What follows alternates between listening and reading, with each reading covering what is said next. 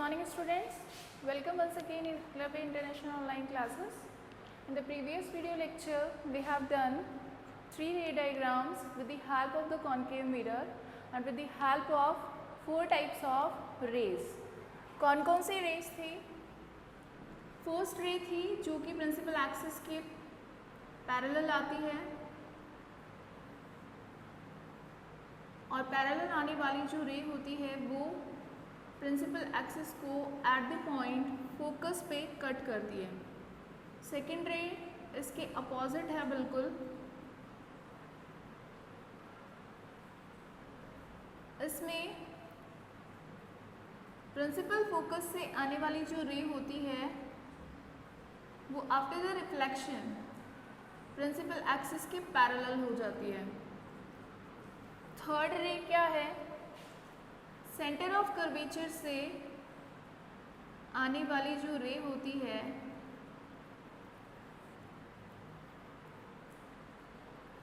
वो same path से reflect होती है, यानी जिस पाथ से वो आती है उसी पाथ पे वो रिफ्लेक्ट भी हो जाती है. सेंटर ऑफ कर्वेचर की बात हो रही है.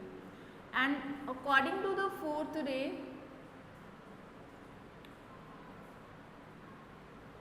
पोल पे जितना एंगल बना के रे आएगी, जिसको इंसिडेंस एंगल भी कहा जाता है, उतना ही एंगल बनाते हुए रिफ्लेक्ट हो जाएगी, जिसे रिफ्लेक्टेड एंगल कहेंगे. तो ये 4 रेज हैं जिनकी हेल्प से अपन इमेज फॉर्मेशन करते हैं with the help of concave mirror. 3 positions के लिए, ऑब्जेक्ट के 3 पोजीशंस के लिए अपन ने पिछले वीडियो लेक्चर के अंदर इमेज फॉर्मेशन को देखा था. कौन कौन से पोजीशन अपन पहले कर चुके हैं उनको फिर से रिमेमोराइज करते हैं और फिर फर्दर ऑन जो बची हुई 3 और पोजीशंस हैं उनके लिए आज रे डायग्राम्स अपन बनाएंगे. पहली जो पोजीशन थी वो थी object at infinity. Object at infinity. इसके लिए जब अपन ने इमेज का फॉर्मेशन किया था तो इमेज कहाँ बनती है? एट दी फोकस इमेज का फॉर्मेशन होता है. पोजीशन जो होती है वो आपके आगे एट दी फोकस, फिर साइज पॉइंट साइज्ड बनती है इमेज. और थर्ड अपन लेते हैं नेचर.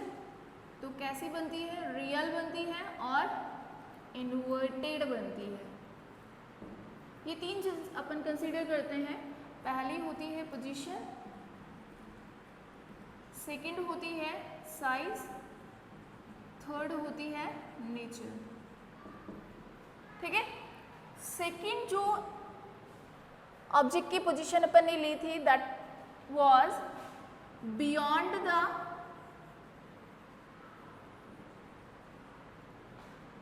Centre of curvature.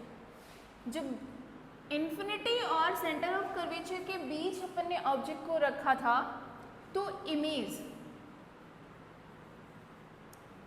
कहाँ बनी थी? पोजीशन थी उसकी between C and F. Centre of curvature और फोकस के बीच आपको इमेज मिली थी. साइज कैसा था? Smaller than object. जितने साइज का ऑब्जेक्ट आपने लिया था उससे छोटा आपको उसका साइज मिल रहा था. नेक्स्ट है नेचर. नेचर कैसी होती है? रियल होती है और रियल है तो इन्वर्टेड आपको इमेज मिलती है. थर्ड जो पोजीशन अपन ने ली थी पोजीशन वो थी at the centre of curvature. इसके लिए पोजीशन जो थी इमेज की वो क्या थी? Eight the centre of curvature, यानी सेम उसी जगह बन रही थी. साइज कैसी आपको मिली थी? ऑब्जेक्ट के इमेज की सेम साइज मिली थी, same size with the object, और साथ में नेचर वही रियल एंड इन्वर्टेड.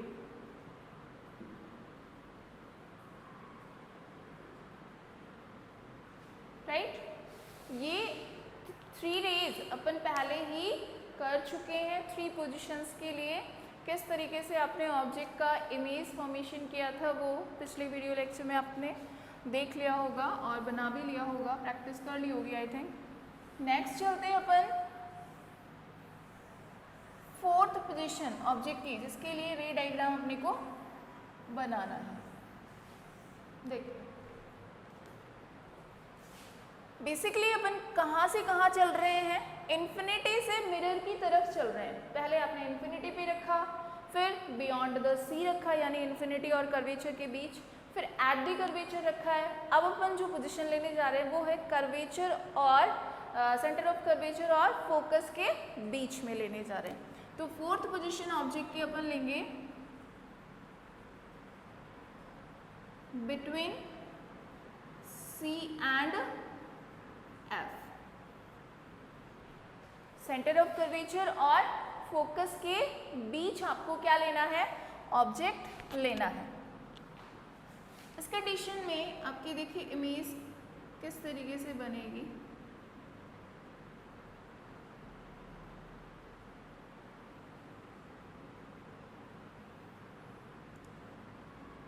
ये फोकस है, ये सेंटर ऑफ कर्वेचर है। इसके मिड में आपको क्या करना है, ऑब्जेक्ट को रखना है। ठीक है, कोई भी 2 रेज लेकर आपको इमेज का फॉर्मेशन करना है। फर्स्ट रे जो अपन ले रहे हैं वो ले रहे हैं parallel with the principal focus, principal axis. कहाँ से गुजरेगी, after the reflection principal focus से निकलेगी।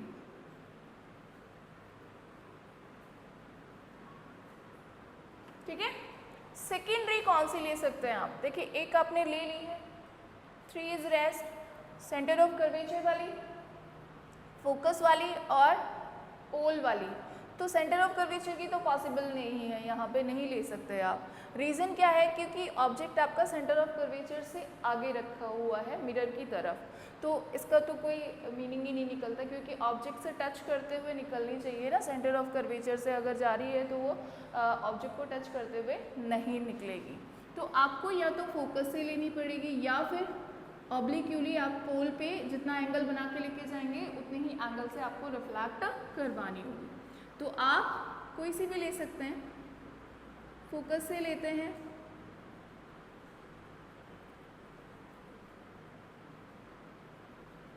तो क्या होगा, पैरेलल हो जाएगी ना प्रिंसिपल एक्सिस के। आप पैरेलल बनाइएगा with the help of the scale.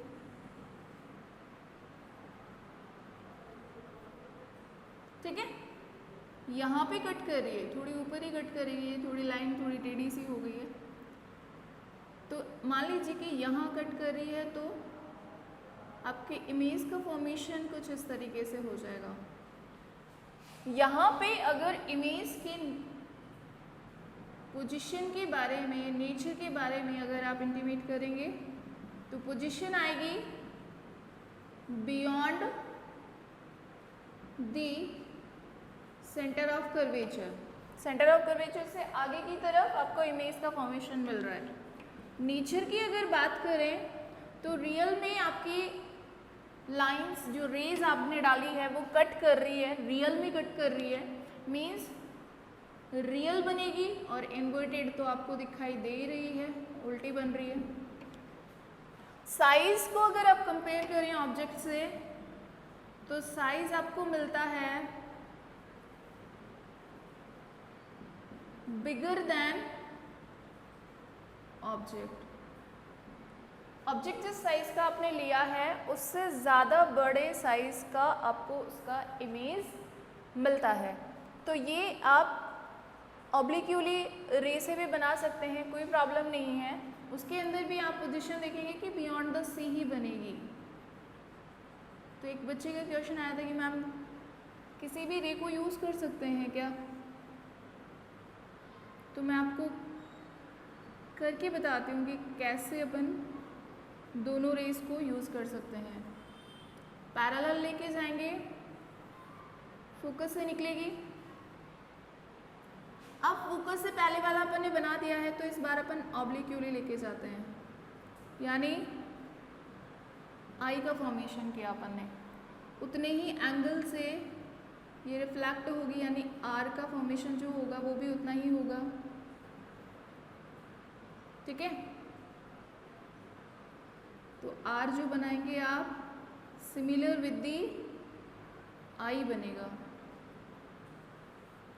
देखिए वही बियॉन्ड द सी आपको क्या मिल रहा है, इमेज का फॉर्मेशन मिल रहा है। तो चाहे आप एफ से ले जाएं सेकंड वाली रे को, चाहे ऑब्लिक्यूली आप पोल पे ले जाकर उसको रिफ्लेक्ट करवाएं, कोई प्रॉब्लम नहीं है। इमेज आपको सेंटर ऑफ कर्वेचर और इन्फिनिटी के बीच ही मिलेगी। इमेज का जो साइज होगा वो ऑब्जेक्ट से बड़ा ही मिलेगा, इन्वर्टेड ही मिलेगी और रियल ही मिलेगी। तो दोनों रेज में से कोई सी भी रे आप यूज़ कर सकते हैं। ये है फोर्थ पोजीशन ऑब्जेक्ट की। इसके बाद लेते हैं फिफ्थ पोजीशन। देखिए इन्फिनिटी से मिरर की तरफ चल रहे हैं, तो पहले इन्फिनिटी रखा, फिर बिटवीन द इन्फिनिटी यानी beyond the centre of curvature रख लिया, फिर सी पे रख लिया यानी सेंटर ऑफ कर्वेचर पे आ गया। नेक्स्ट पोजीशन आ गई सी और एफ के मिड में। अब जो पोजीशन आएगी फिफ्थ वाली वो कहाँ आएगी, एफ पे, यानी एट दी फोकस। तो आप फिफ्थ पोजीशन लेंगे, ऑब्जेक्ट एट दी फोकस।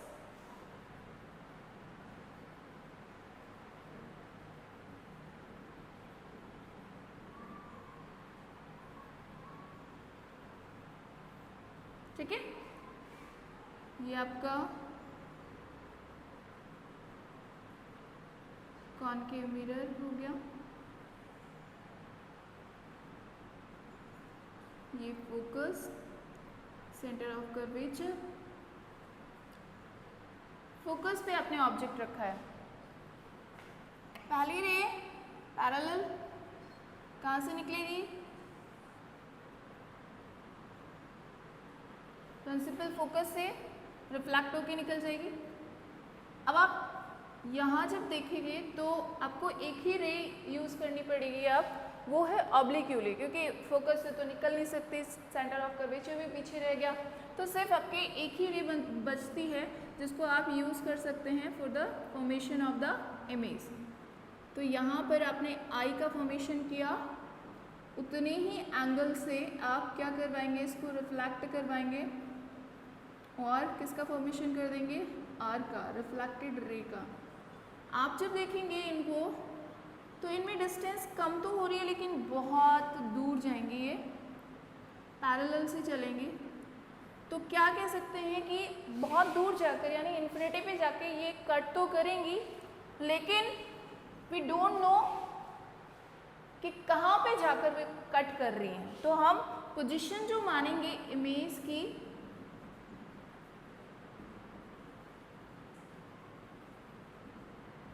वो कहाँ मानेंगे, एट दी इन्फिनिटी। बेसिकली आप पोजीशन और इमेज की जो पोजीशन है उन दोनों को अपोजिट मान सकते हैं, ऑब्जेक्ट पोजीशन और इमेज की पोजीशन को। जैसे इन्फिनिटी पे अपन ने लिया था ऑब्जेक्ट को, तो आपको इमेज कहाँ मिली थी, फोकस पे, पॉइंट साइज इमेज का फॉर्मेशन किया था ना इन्फिनिटी पे ऑब्जेक्ट को लेने के बाद। इस बार उल्टा हो गया, फोकस पे लेने पर इमेज का फॉर्मेशन कहाँ हो रहा है, इन्फिनिटी पे हो रहा है। ठीक है, सेकेंड वाला जो था बियॉन्ड द सी अपन ने लिया था, तो इमेज फॉर्म कहाँ हुई थी, सी और एफ के मिड में। सी और एफ के मिड में लिया था तो इमेज कहाँ फॉर्म हो रही थी, बियॉन्ड द सी। तो एक दूसरे के अपोजिट से चल रहे हैं ये। ठीक है, सी पर लेते हो तो सी पे ही बनती है इमेज। ठीक है, आप देखिए इसकी नेचर अगर लिखें कैसी है, कट तो करेंगे आगे जाके कहीं ना कहीं, तो रियल मानते हैं और इन्वर्टेड ही बनेगी, और लास्ट में साइज बहुत बड़ी बनेगी ऑब्जेक्ट से, क्योंकि ये आपका प्रिंसिपल एक्सिस हो गया, तो यहाँ से नीचे चलते जाओ जहाँ तक जाकर वो कट होगी। तो यहाँ पर साइज अपन क्या लिखेंगे,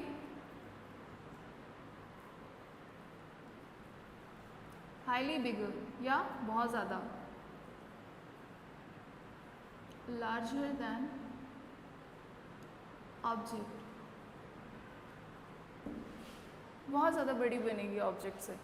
लास्ट जो अपन लेते हैं पोजीशन, देखिए इन्फिनिटी पे ले ली, बियॉन्ड द सी ले ली, सी पे भी ले ली, between the C and F भी ले लिया, एफ पे भी ले लिया। अब बचता है पी और एफ के मिड में, यानी पोल और फोकस के मिड में अगर ऑब्जेक्ट को रखा जाए तो उसके इमेज का फॉर्मेशन कहाँ पर होगा।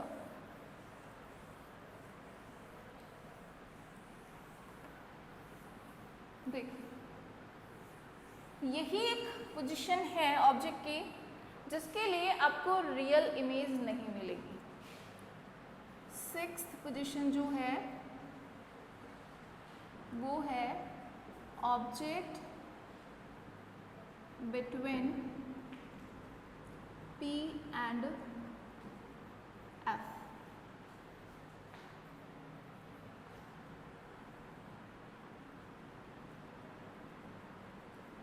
Concave mirror,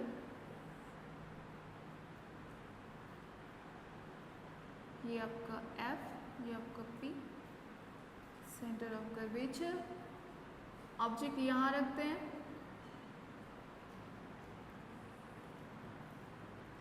parallel with the principal axis. First ray अपन ने डाली, क्या होगा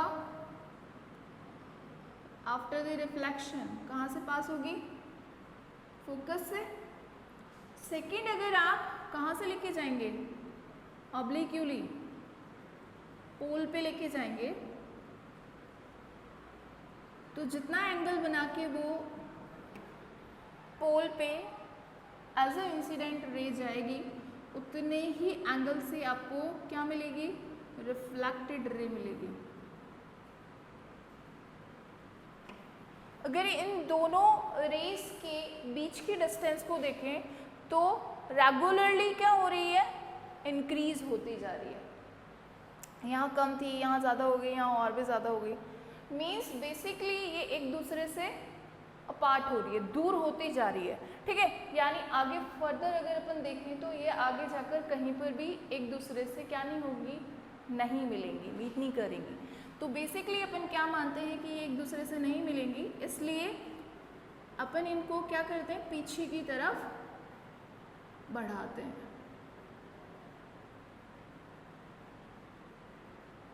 और पीछे की तरफ जब ये कट करती हैं एक दूसरे से, उस पोजीशन को अपन मानते हैं कि वहाँ पर इमेज का फॉर्मेशन हो रहा है। ठीक है, इसमें अपन ने रियल में रेस को क्या नहीं करवाया, कट नहीं करवाया, इसलिए ये आपकी जो इमेज बनी है वो कैसी बनी है, वर्चुअल इमेज बनी है। और दिख ही रहा है कि ऑब्जेक्ट के जैसे ही ये ऊपर की तरफ बन रही है, यानी इरेक्ट बन रही है, इन्वर्टेड नहीं बन रही है। Size bigger than the object बन रहा है। पोजीशन कहाँ बन रही है, मिरर से पीछे, बिहाइंड द मिरर। ठीक है, तो आप क्या लिखेंगे इमेज के लिए, पोजीशन होगी behind the mirror. Second, nature कैसी बन रही है, virtual.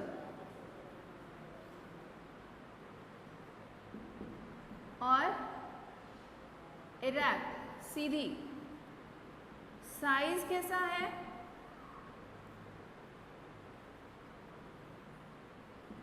Bigger than object. Object से बड़ा साइज आपको मिल रहा है। ठीक है, ये हो गई आपके 6 पोजीशंस ऑब्जेक्ट की, जिसके लिए हमने क्या देखा है, इमेज फॉर्मेशन देखा है, उसकी पोजीशन देखी है, उसके नेचर के बारे में डिस्कस किया है, और साथ में उसकी साइज को भी अपन ने कंसीडर किया है। तो एक टेबल का फॉर्मेशन अपन कर सकते हैं जिसमें अपन पोजीशंस को इंटीमेट कर सकते हैं, उसके उसकी इमेज को इंटीमेट कर सकते हैं कि कितने साइज की बनेगी, क्या होगा। तो एक टेबल आपको गिवन है कॉनकेव मिरर के लिए भी और कॉन्वेक्स मिरर के लिए भी। इसके लिए यहाँ पर आप लेंगे ऑब्जेक्ट पोजीशन, ठीक है। यहाँ पर आ जाएगा आपका इमेज की पोजीशन, फिर आ जाएगा उसके नेचर और फिर आ जाएगा साइज, नेचर और साइज, ठीक है। ये आप एक टेबल फॉर्म कर लेंगे। फर्स्ट 6 कंडीशंस अपने को लेनी है, अप टू 6। पहला था इन्फिनिटी पे, सेकंड था beyond the centre of curvature, third था at the centre of curvature, फिर अपन ने लिया between centre of curvature and F, फिर लिया एट द एफ और लास्ट अपन ने लिया बिटवीन पी एंड एफ, फोकस और पोल के मिड में। इमेज का फॉर्मेशन देखिए, एट द फोकस, इन्फिनिटी पे रखा ऑब्जेक्ट को तो इमेज कहाँ बनी, फोकस पे। तो फोकस पे रखेंगे तो कहाँ इमेज बनेगी, एट द इन्फिनिटी। अपोजिट है एक दूसरे के, इन्फिनिटी पे रखो फोकस पे इमेज बनेगी, फोकस पे रखो तो इन्फिनिटी पे इमेज बन जाएगी। ऐसे बियॉन्ड द सी अगर रखते हैं तो कहाँ बनती है, बिटवीन सी एंड एफ। तो बिटवीन सी एंड एफ पे रखोगे तो बियॉन्ड द सी। ये एक दूसरे के अपोजिट हो गए, यानी फर्स्ट और फिफ्थ एक दूसरे के अपोजिट है, सेकंड और फोर्थ एक दूसरे के अपोजिट है। एट द सी रखते हैं तो एट द सी ही आपको क्या मिलती है, इमेज मिलती है।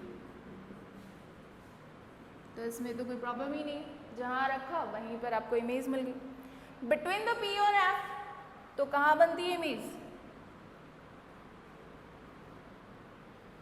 बिहाइंड द मिरर, मिरर के पीछे। नेचर सब में रियल और इन्वर्टेड होगी, सिर्फ किसको छोड़ के, लास्ट वाले को छोड़, यानी up to fifth position real और इन्वर्टेड ही चलेगी, लास्ट में वर्चुअल और इरेक्ट आ जाएगी। साइज, साइज में देखिए, साइज बेसिकली पॉइंट से लार्ज होता जाएगा। सबसे पहले यहाँ पे मिलेगा पॉइंट साइज, फिर स्मॉलर देन ऑब्जेक्ट, यानी थोड़ा बड़ा हो गया लेकिन ऑब्जेक्ट से अभी भी छोटा है, फिर सेम साइज विथ ऑब्जेक्ट, ठीक है, फिर बिगर देन ऑब्जेक्ट,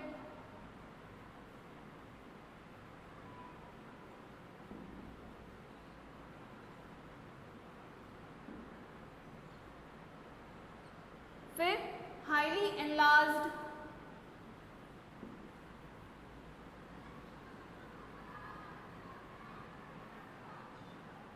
बहुत ज्यादा बड़ा, ठीक है, और लास्ट में ये भी क्या होता है, ऑब्जेक्ट से बड़ा ही मिलता है, बिगर देन ऑब्जेक्ट। तो बेसिकली हम क्या कह सकते हैं कि ऊपर से नीचे आने पे साइज क्या होता जाता है, इमेज का इंक्रीज होता चला जाता है। पहले पॉइंट साइज था, फिर स्मॉलर देन ऑब्जेक्ट हो गया, फिर सेम साइज का हो गया, फिर ऑब्जेक्ट से थोड़ा बड़ा हो गया, फिर बहुत ज़्यादा बड़ा हो गया, और लास्ट कंडीशन में भी ऑब्जेक्ट से बड़ा ही साइज आपको मिलता है। ये हो गई आपकी सारी की सारी पोजीशंस कॉनकेव मिरर के थ्रू जो अपन इमेज का फॉर्मेशन करते हैं रे डायग्राम के थ्रू, उसके लिए। और इमेज कहाँ बनेगी, कैसे नेचर की बनेगी और उसका साइज़ क्या होगा, उसके लिए पूरी एज इट इज़ ये टेबल आपको लर्न करनी पड़ेगी। कैसे करनी है, दो कंडीशंस तो ऐसी है जो एक दूसरे के अपोजिट ही होती है, तो उसमें कोई प्रॉब्लम ही नहीं होती। और बाकी जो दो बची हैं उसमें एक तो सी वाली बची है जो कि सी पे ही आपको इमेज मिलती है, और एक लास्ट है जिसके अंदर आपको मिरर के पीछे इमेज का फॉर्मेशन मिलता है। नेक्स्ट चलते हैं कि इन इमेज के फॉर्मेशन के थ्रू जो अपन ने कॉनकेव मिरर के बारे में इतनी सारी डिटेल्स अपने को मिली है कि इस तरह की इमेज बनाएगा, क्या करेगा, कन्वर्ट्स करेगा लाइट को, तो उसके अकॉर्डिंग अपन इसके कुछ यूजेस देखेंगे। तो कॉनकेव मिरर जो होता है उसके यूजेस की अगर अपन बात करें, यूजेस ऑफ कॉनकेव मिरर, तो आपको पता है कि जब फोकस से रेस को डाला जाता है तो पैरेलल रे आपको मिलती है, किसके थ्रू, कॉनकेव मिरर के थ्रू आफ्टर द रिफ्लेक्शन। तो पैरेलल बीम निकालने के लिए जैसे कि टॉर्च में है ना, व्हीकल्स की हेडलाइट्स के अंदर, सर्च लाइट्स के अंदर एक पैरेलल बीम आपको चाहिए होता है, तो उनके अंदर किसका यूज़ किया जाता है, कॉनकेव मिरर का यूज़ किया जाता है। किसके लिए, पैरेलल बीम ऑफ लाइट को प्रोवाइड करने के लिए, प्रोड्यूस करने के लिए। तो किस में यूज़ किया जाता है इसको, टॉर्चेस में, सर्च लाइट में और headlights of the vehicle.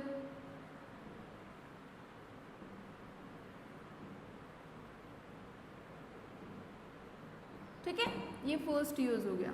Second use आपको पता है कि इसके थ्रू आप अगर P और F के बीच में किसी इमेज को रखें तो इसके थ्रू अपन साइज़ को बड़ा बना सकते हैं। इमेज की साइज़ आपको कैसे मिल सकती है, बड़ी मिल सकती है। तो जो आपके ये होते हैं बार्बर्स वगैरह, तो वो शेविंग जो मिरर रखते हैं उसके अंदर इसी मिरर को यूज़ करते हैं, और उसकी वजह से आप इजीली अपने बालों को या फिर अपने फेस पे जो बाल है उनको इजीली कंसीडर कर पाते हैं कि कोई बाल छूटा तो नहीं, क्योंकि लार्जर इमेज आपको करके वो दिखाएगा। तो क्या कह सकते हैं कि शेविंग मिरर्स जो होते हैं ना,